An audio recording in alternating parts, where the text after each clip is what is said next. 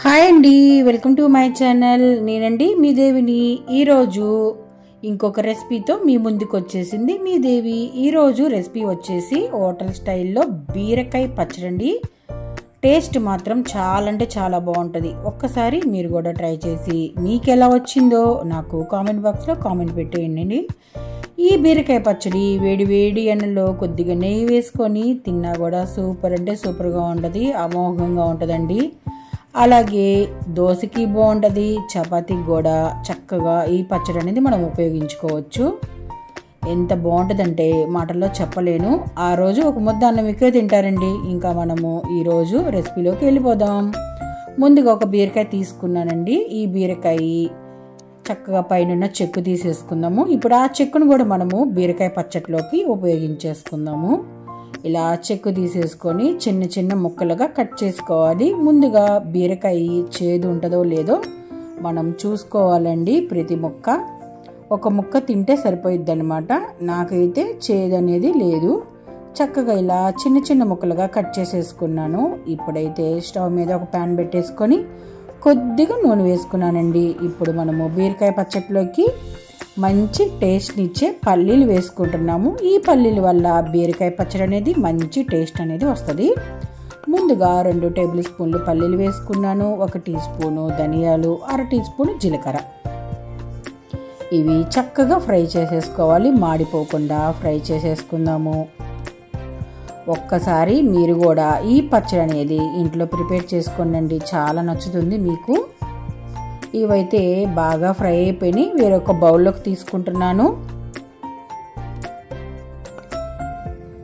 ముందుగా నేను పచ్చిమిరపకాయలు అనేది మన కారం కొలదండి. ఒక బీరకాయ తీసుకున్నాం కాబట్టి దాని తగ్గట్టు మనము పచ్చిమిరపకాయలు అనేది తీసుకోవాలన్నమాట. నేనైతే ఒక 15 పచ్చిమిరపకాయల దాకా తీసుకున్నానండి. కొంచెం బీరకాయ పచ్చడి కొద్దిగా కారం ఉంటేనే బాగుంటుంది అనమాట. అందుకని ముందుగా ఈ పచ్చిమిరపకాయలన్నీ తోడలన్నీ తీసేసుకొని ఇలా తుంచి వేసుకుంటున్నానండి. అలా చేయటం వల్ల పచ్చిమిరకాయలు మన నూనెలో వేయంగానే పేలకుండా చక్కగా బాగుంటుంది.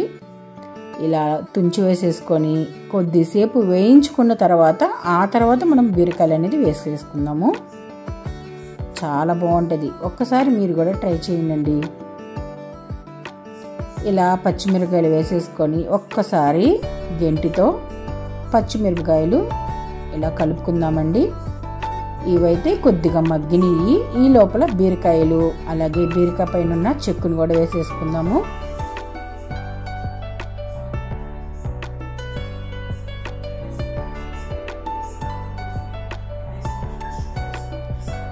బీరకాయ తొక్కు కూడా చాలా బాగుంటుందండి పచ్చట్లోకి.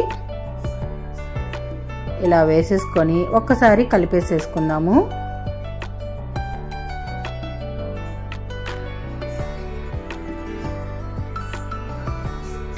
చాలా సింపుల్గా చేసుకోవచ్చండి. టేస్ట్ మాత్రం చాలా అంటే చాలా బాగుంటుంది.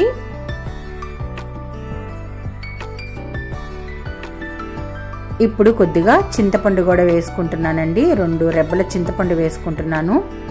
ఎక్కువగా పుల్లగా ఉన్నా కూడా పచ్చడి అనేది బాగోదు కాబట్టి కొద్దిగా అంటే కొంచెమే చింతపండు వేసుకోవాలి. శుభ్రంగా చింతపండు కూడా కడిగేసుకొని ఇలా చింతపండు కూడా వేసేసుకుంటున్నాను. చింతపండు కూడా బాగా మగ్గిపోవాలి ఈ బీరకాయలు అనేది. ఒక్కసారి కలిపేసుకుందామండి. కలిపేసుకొని చింతపండు చూసారా అడుగుకి వెళ్ళిపోయింది. అది బాగా మగ్గిపోయి మనం పచ్చడి నూరుకునేటప్పుడు కొద్దిగా సులువుగా ఉంటుంది. ఇప్పుడైతే కొద్దిగా కొత్తిమీర కూడా వేసుకుంటున్నాను. కొత్తిమీర కూడా వేసుకొని ఒక్కసారి కలిపేసి మూత పెట్టేసి మగ్గించేసుకుందాము. ఈ ముక్కలన్నీ బాగా నూనెలో మగ్గిపోవాలండి.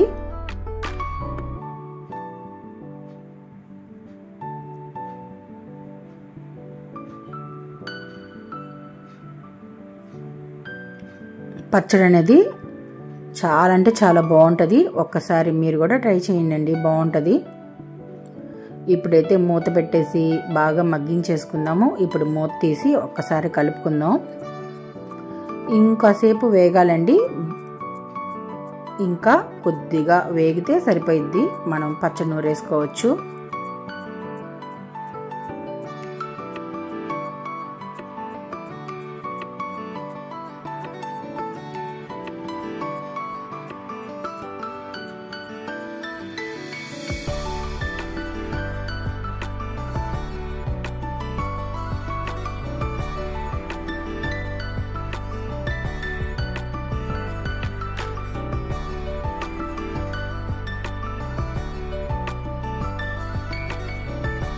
ఇప్పుడైతే చున్నులపై రెబ్బలు కూడా వేసేసుకుందాము.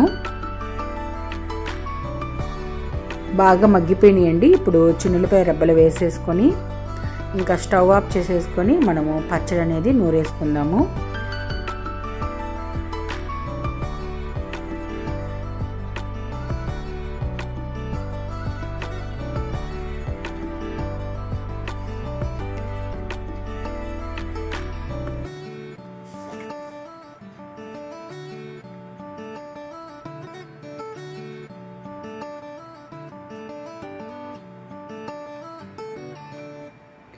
ఇప్పుడు బీరకాయ పచ్చడికి తాలింపు వేసుకుందామండి. స్టవ్ మీద వేరొక ప్యాన్ పెట్టేసుకొని కొద్దిగా నూనె వేసుకున్నాను. 4 టేబుల్ స్పూన్లు నూనె వేసుకున్నానండి. ఆ నూనె కాగిన తర్వాత 2 చున్నులపై రెబ్బలు దంచి పెట్టుకున్నాను. ఇప్పుడు దంచి పెట్టుకున్న చున్నులపై కూడా వేసేసుకుందాము. ఈ చున్నులపై బాగా నూనెలో వేగాలి.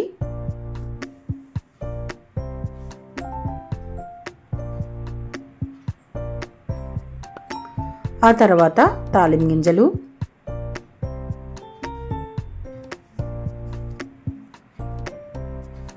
రెండు ఎండుమిరపకాయలు, కరివేపాకు, ఇంగువ. అంతేనండి, చాలా సింపుల్గా తాలింపు అనేది పెట్టేసుకున్నాను. ముందుగా మనము నూరు పెట్టుకున్న బీరకాయ పచ్చడిని కూడా చక్కగా ఈ తాలింపులో వేసేసుకొని కలిపేసుకొని ఇంకా మనము స్టవ్ ఆఫ్ చేసేసుకోవడమే.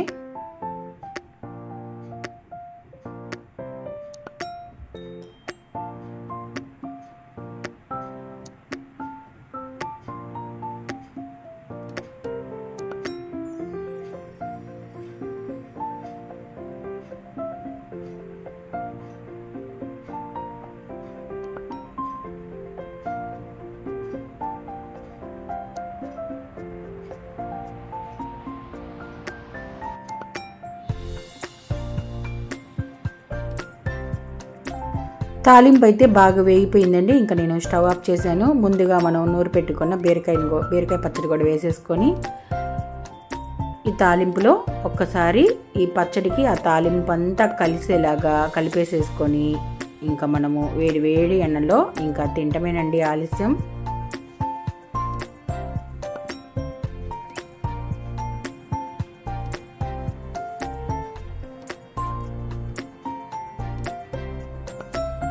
ఇలా కలిపేసిన తర్వాత సన్నగా కట్ చేసి పెట్టుకున్న కొత్తిమీర కూడా వేసేసుకుంటాను.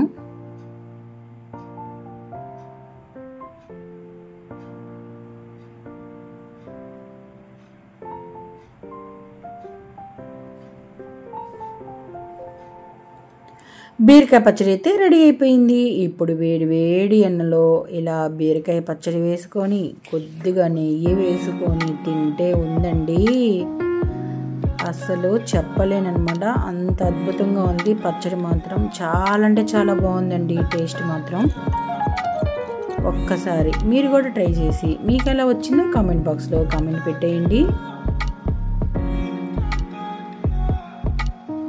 ఇంకొక రెసిపీతో మీ ముందుకు వస్తుంది మీ దేవి. ఓకే అండి, బాయ్.